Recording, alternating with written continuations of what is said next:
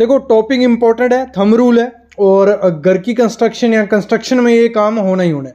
और जब आप with in minute seconds calculate करना चाहो कुछ चीज़ और थंब रूल के बिना वो पॉसिबल नहीं होती है। तो आज ऐसे ही कुछ थंब रूल मैं बताने वाला हूँ। आपने काफ़ी वीडियोस इस पे देखी भी होंगी, आपको मिले भी होंगे थंब रूल, लेकिन आपको एग्जांपल के साथ प्रैक्टिकली ये चीज़ मैं सिखाऊंगा कि कैसे आप शटरिंग का मटेरियल कैलकुलेट कर सकते हो। एक एग्जांपल लेंगे हम स्लैब की और कैसे कैसे हम कैलकुलेट करते हैं, क्या क्या थंब रूल है, वो सब चीज़ें इस वीडियो में मैं बताने वाला हूँ। तो कंप्लीट वीडियो देखो, छोटी सी क्लिप है, देखने में कितना ही टाइम लगेगा, देख के आप खुद एग्जीक्यूट उस चीज़ को कर सकते हो। तो शुरू करते हैं आज का वीडियो। सबसे पहले देखिए जो फार्मूला हमारा रहेगा ना निकालने का, वो फार्मूला है covered area multiply by thumb rule. मतलब जितना एरिया होगा, जिस एरिया की शटरिंग आपको निकालनी है, मल्टीप्लाई थंब रूल, जो उसका मैं कांस्टेंट वैल्यू दूंगा उससे आप निकालोगे। ठीक है, सबसे पहले मैं लेता हूं कि मेरी एक स्लैब है कोई 700 स्क्वायर फीट की, ठीक है, 20 फीट बाय 35 फीट की।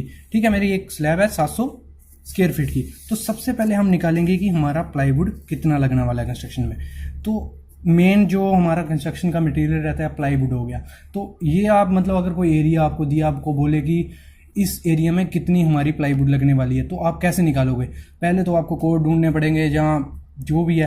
तो इसमें क्या है, आपको सिंपल कांस्टेंट वैल्यू से जो आपका एरिया होगा उसको करोगे मल्टीप्लाई, तो आपको नग मिल जाएगा। तो इसमें करना क्या है, आपको पहले ले लिए, मतलब ये बता दूं मैं, साइज मैंने लिया है प्लाई का 8 फुट बाय 4 फुट, जो हमारा मतलब स्टैंडर्ड साइज रहता है। और थिक कितनी दी है, 12 mm।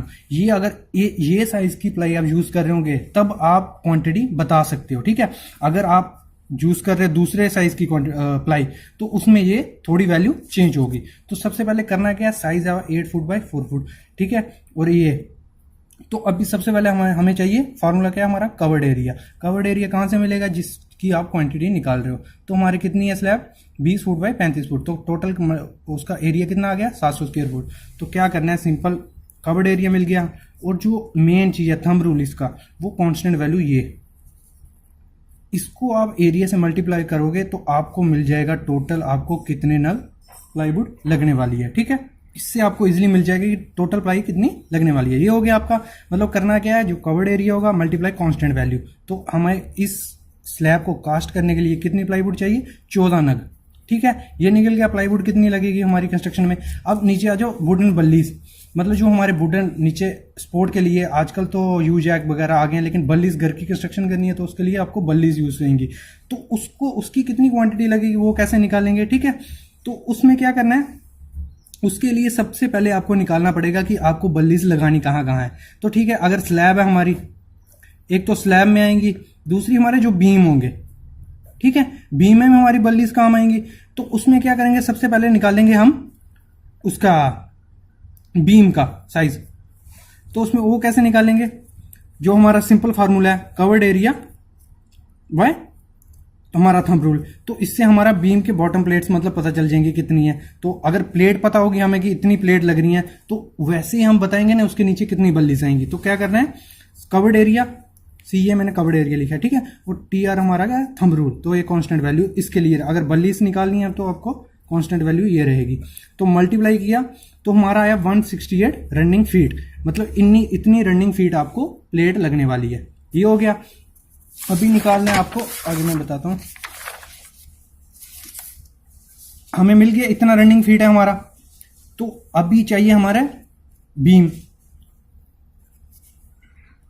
ठीक है, बीम मिल गया। अभी बीम बॉटल और अभी आ गया हमारा। ठीक है, अभी क्या करना है कि प्लेट तो मिल गया, इतना ये रनिंग फीट आ गया हमारा, मतलब ये बीम आ गया, ये बीम आ गया, ये बीम आ गया, ये इतना आ गया। ये हो गया हमारा 168 रनिंग फीट।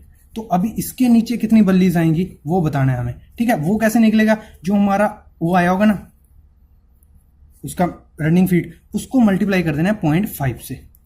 ठीक है, रेडी।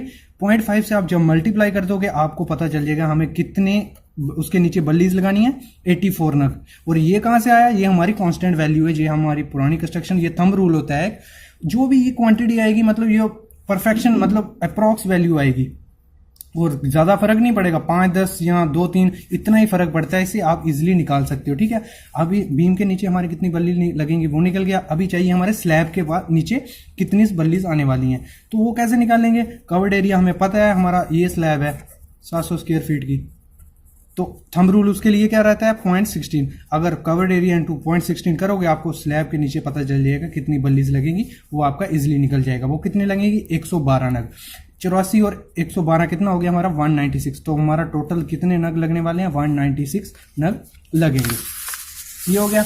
अब भी आ जाओ हमारा नेल्स, मतलब कील कितने लगेंगे, कील कितने लगेंगे उस कंस्ट्रक्शन में। अगर 700 स्क्वायर फीट हमारा काम हो रहा है तो उसमें क्या करना है आपको, जितना कवर्ड एरिया आपका, ठीक है, covered area into thumb rule. तो इसके लिए थंब रूल क्या रहता है 0.02।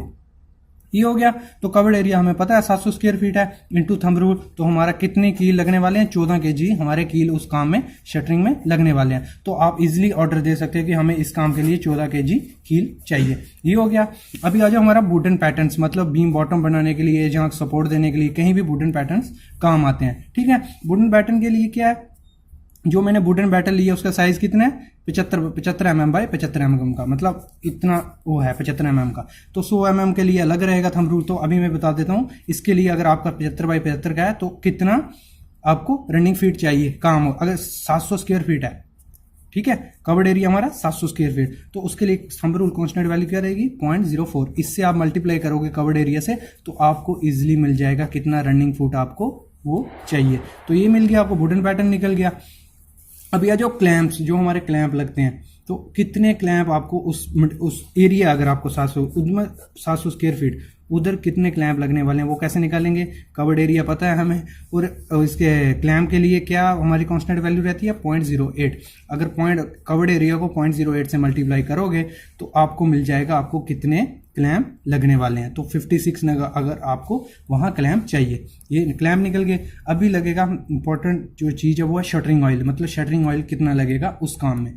तो सिंपल वही कवर्ड एरिया, जितना एरिया है आपको उसको कांस्टेंट वैल्यू से, थंब रूल वैल्यू से कर दोगे मल्टीप्लाई तो आपको मिल जाएगा। तो इसमें क्या 700 इंटू 0.006 ये आ गया।